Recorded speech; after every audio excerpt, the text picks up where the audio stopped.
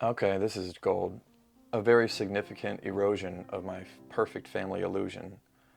The more we understand that our families weren't perfect, the more we can realize that the blame didn't lie with us. We're not defunct or defective or any of that stuff. They did it to us.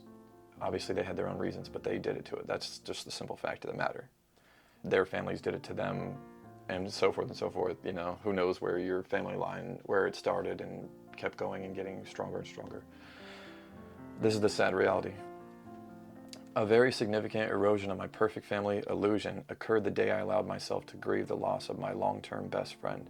He had relocated permanently to the other side of the world, and I felt sick about it. As I grieved Sat's leaving, his name was Sat. As I grieved Sat's leaving, I was astounded by the intensity of the pain I felt. As I grieved Sat's leaving, I was astounded by the intensity of the pain I felt. Gone perhaps forever was the immediacy of our friendship. I grieved the loss of our deep mutual acceptance. Our easy multidimensional communication, our rich history of shared activity and supportiveness, and suddenly I realized that he had cared for me in a way that was far outside the capacity of my parents. For the first time, I understood what authentic love was really about. That should hit pretty hard. Beside him, my parents felt and looked like strangers rather than allies. Which, let's look at the word family. They were supposed to be your allies. That's the bread and butter. That should be the baseline.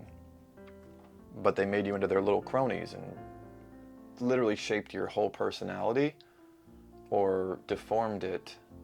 Luckily you're malleable, but they deformed your personality to cater to their needs, which is obviously not a parent, a real parent.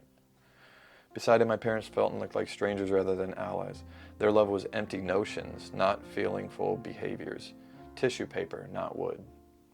And I'll leave you with the quote, "Man cannot remake himself without suffering, for he is both the marble and the sculptor."